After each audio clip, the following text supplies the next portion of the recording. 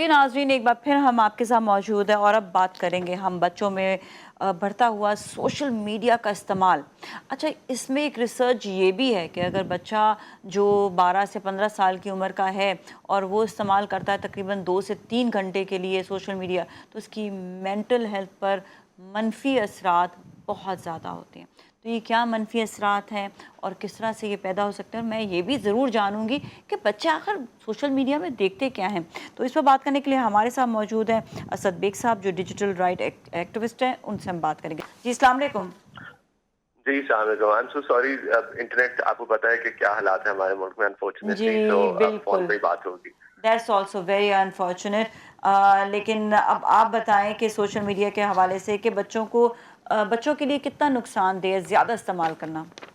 देखिए, बहुत नुकसानदेह है। ये तो बहुत सारी स्टडीज़ हैं, आपने कुछ स्टडीज़ का रेफ़रेंस दिया, कुछ मैं भी दे सकता हूँ। जो स्पेसिफिकली अटेंशन स्पैन है, आप नोट कीजिएगा कि आज की जनरेशन में और उससे पहले भी वो कम से कमतर होता जा रहा है। हम्म। और अब स्पेसिफिकली बच्चों में वो जो आइडिया है कि आपने स्क्रॉल करना है, उससे बहुत जल्दी वो डोपामाइन रिलीज़ की तरफ जाते हैं। और फिर उससे नोट कीजिएगा कि जब आप बच्चों से फ़ोन लेते हैं, तो उनका अचानक से मूड ख़राब होता है और वो अचानक से हम्म। जो वो उनका एक वो प्लेजरेबल मूड से बिल्कुल जब वो हिट करते हैं रियलिटी को, तो फिर वो बहुत बुरे मूड में होते हैं। और ये जो विड्रॉल सिम्टम्स इनको कह सकते हैं आप, ये बहुत इफेक्ट करते हैं। नंबर एक। जी जी। नंबर दो, उनकी लर्निंग कैपेसिटीज पे बहुत फर्क हम्म। पड़ रहा है। क्योंकि मेरे हम्म। अपने बच्चे हैं और अब जाहिर सी बात है, आप सोशल मीडिया को बगैर बुक किए नहीं रह सकते, तो आपको इसको बजट करना पड़ेगा। हम्म। और इस पे ऑब्वियसली हम थोड़ी सी मजीद बात करेंगे जब आप सवाल करेंगी तो।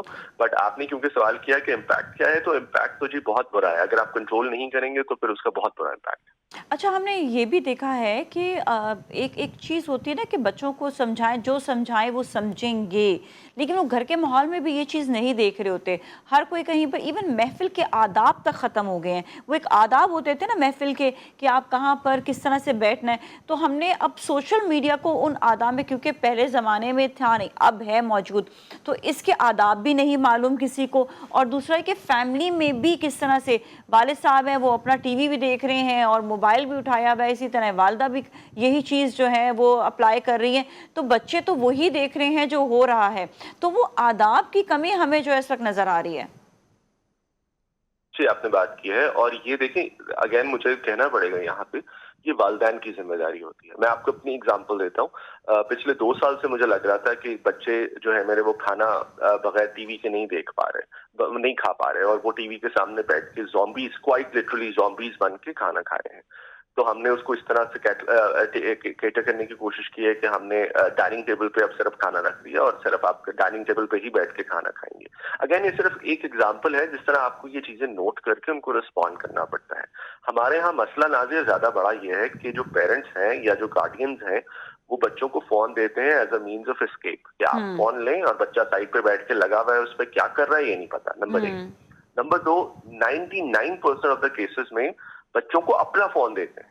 उसका मतलब ये है कि जब आपके फोन को पता है कि आप एडल्ट हैं, आपके यूट्यूब ऐप को पता है आप एडल्ट हैं, तो उसको ये नहीं पता कि आपका बच्चा फोन इस्तेमाल कर रहा है। तो हम्म। वो उसको वही चीजें दिखाएगा जो वो आपको चीजें दिखा रहा है। और हम्म। ये वाला जो पेरेंटल कंट्रोल का एलिमेंट है, ये बहुत मुझे लगता है कि इस पे पेरेंट्स को भी सिखाने की जरूरत है। अब जी। मतलब मैं आपको बताऊं कि हमने ये किया हुआ है कि हमारे बच्चों का अलग डिवाइसेस है हम्म। और वो एप्पल या गूगल फैमिली का पार्ट है। उसका मतलब ये है कि एप्पल को भी और गूगल को भी ये पता है कि ये 18 ईयर्स से कम के बच्चे हैं, तो इनको सिर्फ वही चीज दिखानी है, वही एप्स दिखानी है जो कि इनके एज अप्रोप्रिएट है। मतलब 8 से कम की एप्स वो उनको नहीं दिखाते। तो हम्म। ये वो चीजें हैं छोटी छोटी जो आपको करनी पड़ेंगी लाजमी। अच्छा जी। अच्छा, हमने यहाँ पे एक और चीज़ ये भी नोट कर रहे होते हैं कि देखिए, स्कूल में तो बहुत ज़्यादा इस चीज़ पे जो है ध्यान दिया जाता है कि मोबाइल नहीं इस्तेमाल करना। तो और आजकल के दौर में ज़रूरी भी हो गया बच्चों के लिए कि जो रिसर्च है, वो कहते हैं आप लैपटॉप से रिसर्च निकालें, आपका काम लैपटॉप पे होगा। तो ये जो तालीम है कि आपने लैपटॉप से क्या देखना है, किस तरह से आपने क्या चीज़ आपको यूज़ है, इस पे तो बहुत ज़्यादा मतलब पेरेंट्स को भी और टीचर्स को भी बहुत ज़्यादा देखने की ज़रूरत है।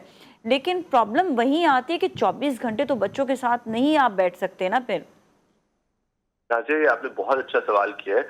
और आपके जो चैनल इस वक्त यंग पेरेंट्स देख रहे हैं, मैं उनके लिए ये बात करना चाहूंगा। अगर आपको नहीं पता तो एक तरीका है पेरेंटल कंट्रोल का। पेरेंटल कंट्रोल वो तरीका है जिसके थ्रू आप अपने बच्चों के कंटेंट को मॉनिटर कर सकते हैं, उनको देख सकते हैं कि वो क्या देख रहे हैं। नंबर 1, ये कोई मुश्किल काम नहीं है, एक दिन बैठ के आप ये सारी चीजें सीख सकते हैं। आप बच्चों के डिवाइसेस को अलग करें, बच्चों के डिवाइसेस को आप अपने डिवाइसेस को बच्चों के हाथ में ना दें। उसकी वजह यह है कि आपका जो डिवाइस है वो 18 साल से ज्यादा के एज के लिए है, वो अप्रोप्रिएट नहीं। और नंबर 3, ये बहुत इंपॉर्टेंट है कि इस पे थोड़ा सा गवर्नमेंट भी एजुकेशन की तरफ जाए। हम तो ऑब्वियसली सीखेंगे, लेकिन गवर्नमेंट भी थोड़ा सा एजुकेशन की तरफ जाए। अभी तक हमारी गवर्नमेंट का रुझान ये रहा है कि वो प्यूनिटिव मेजर्स अंग्रेजी में कहते हैं, जिसको कि केस कर दिया, लॉ बना दिया एंड सो ऑन, उस तरफ ज्यादा उनका फोकस है। एजुकेशन वाली साइड पे उनका फोकस नहीं है। अल्टीमेटली आपको एजुकेशन से ही इसको डील करना। आपने बिल्कुल सही बात की कि इसको छोड़ के भी गुजारा नहीं है। अब जो लर्निंग है, मेरे बच्चों का होमवर्क जो है वो लैपटॉप पे होता है, उनके फोटोज पे होता है। आप कैसे कह सकते हैं कि वो लैपटॉप को हाथ ना लगाएं या स्क्रीन को हाथ ना लगाएं? तो ये चीजें आपको बजट करनी पड़ेंगी, और ये टाइम आपको बजट करना पड़ेगा बच्चों का स्क्रीन का, और उससे ज्यादा आपको समझना पड़ेगा कि कंटेंट को कंट्रोल कैसे करना है। अब देखें, बड़ा जेन्युइन कंसर्न है ये। मैं थोड़ा सा अगर 10 सेकंड में बता सकूं। जी। मार्क जकरबर्ग को अमेरिका की सेनेट में माफी मांगनी पड़ी थी इस बात पे, और वो बात ये थी क्योंकि 14 साल से कम उम्र के बच्चों की इंस्टा टाइमलाइंस पे न्यूडिटी अपीयर हो रही थी, और उसके अलावा बहुत सारा हार्म जो क्रिएट कर रहा था सोशल मीडिया। तो मार्क जकरबर्ग ने माफी मांगी थी उन पेरेंट्स से जिनके बच्चे थे। तो ऐसा नहीं है कि सोशल मीडिया बिल्कुल सेफ है, ऐसा नहीं है कि ग्रूमिंग नहीं होती, ऐसा नहीं है कि बच्चों पे अटैक्स नहीं होते सोशल मीडिया पे। बहुत सीरियस कंसर्न है, और ये इसी तरह से सीख सकते हैं अगर हम उसको पेरेंटल कंट्रोल, बच्चों का एक्सेस कंट्रोल करना सीखे सोशल मीडिया प्लेटफॉर्म्स पे। अच्छा जी, एक बहुत अहम सवाल वो ये कि देखिए, हम हर चीज़ के सिखाने की बात करते हैं। जिस तरह हमने यही बात की, जो छोटा बच्चा होता है वो एक स्पंज की तरह होता है, उसको आप जो चीज़ चाहेंगे वो सिखा सकते हैं। तो हमारे यहाँ पे सोशल मीडिया के स्पेशली बच्चों के इस्तेमाल करने के लिए एथिक्स की क्लासेस या उनको एजुकेट करने की सोशल मीडिया के हवाले से क्लासेस, कि आपने किस वक्त क्या चीज़ इस्तेमाल करनी है, किस तरह से सोशल मीडिया इस्तेमाल कर, उसके मेरिट्स और डीमेरिट्स भी ज़रूर बताएं। इसके हवाले से कोई स्कूल भी इकदाम किया है, किसी स्कूल ने भी कोई पढ़ा रहा है इस चीज़ को, या पेरेंट्स इस बात को पढ़ा रहे हैं, या पेरेंट्स खुद भी क्या एजुकेट हैं इस हवाले से? नाज़िर, ये आपने बहुत इंपॉर्टेंट सवाल किया है, और ये कल ही हम एक कॉन्फ्रेंस में इसको डिस्कस कर रहे थे। इसको मीडिया और डिजिटल लिटरेसी का नाम दिया जाता है, कि आपने प्लेटफॉर्म्स पे इंफॉर्मेशन किस तरह कंज्यूम करनी है, for instance and so on. ये अनफॉर्चुनेटली अभी तक हमारे यहाँ एक बहुत एलियन कॉन्सेप्ट है, और कुछ स्कूल्स हैं जो कि खुद से लाइफ स्किल के तौर पे इनको बच्चों को ये पढ़ाते हैं। लेकिन अगर आप एजुकेशन की बात करें तो एजुकेशन का हिस्सा ये नहीं है अनफॉर्चुनेटली। और आपने अपने सवाल का जवाब खुद ही दे दिया कि ये जब तक आप नहीं करेंगे, जब तक हम एजुकेशन की बेसिस पे बच्चों को अपने सिखाने की कोशिश नहीं करेंगे, तब तक अनफॉर्चुनेटली हम किसी भी तरीके की कोई डेवलपमेंट नहीं, प्रोग्रेस नहीं एंटिसिपेट कर सकते। अच्छा जी, गवर्नमेंट की तरफ से कोई मैसेजेस जिस तरह होते हैं, फलाही मैसेजेस होते हैं, क्या वो कोई अभी तक हमने सोशल मीडिया के हवाले से देखा है कि नहीं दिए गए हैं, या उनको जो है ज़्यादा इस पे वर्क और ज़्यादा करना चाहिए? तो उनकी तरफ से कोई क्या इकदाम होना चाहिए? ज़रा आप भी कुछ अपना इनपुट दे दें। जी, मेरा यही मेरा हमेशा से कंसर्न रहा है कि बजाय हम प्यूनिटिव मेजर्स की तरफ जाएं, बजाय हम डेफेमेशन कवानीन बनाएं, बजाय हम क्रिमिनल कवानीन बनाएं इस किस्म के जहां पे आप ये बात करेंगे तो ये जुर्म होगा, एंड ये बात करेंगे तो इतने साल की सजा होगी, उससे बहुत बेहतर है। और उससे पहले हम कम से कम लोगों को एजुकेट करें। एक कॉन्सेप्ट होता है जिसको हम बिहेवियरल चेंज कहते हैं, और उसके लिए आपको कैंपेन्स डिजाइन करनी पड़ती है। मसलन पोलियो के कतरों की एक्सेप्टेंस बढ़ाने के लिए पाकिस्तान में कितने साल से आप कैंपेन्स देख रहे हैं। इसी तरह लेडी हेल्थ वर्कर्स के लिए आपने कैंपेन्स देखी। उसका मकसद ये होता है कि आप लोगों का बिहेवियर को चेंज करने की कोशिश करें थ्रू कॉन्स्टेंट इन्फॉर्मेशन। यही वो तरीका है जिस तरीके से आप पेरेंट्स को एजुकेट कर सकते हैं, जिस तरीके से आप बच्चों को एजुकेट कर सकते हैं, और जिस तरह आप generally media and information literacy. Unfortunately आपके सवाल के जवाब में मुझे अभी तक कोई खास बड़ा इनिशिएटिव इस पे नजर नहीं आया गवर्नमेंट की तरफ से, चाहे वो लोकल गवर्नमेंट्स हो, चाहे वो फेडरल गवर्नमेंट। ओके जी, thank you so much Asad साहब, बहुत बहुत शुक्रिया आपका। और इसके साथ ही नाजरीन, अब हम जाएंगे ब्रेक की जानिब। ब्रेक के बाद फिर मिलेंगे, स्टे विद अस।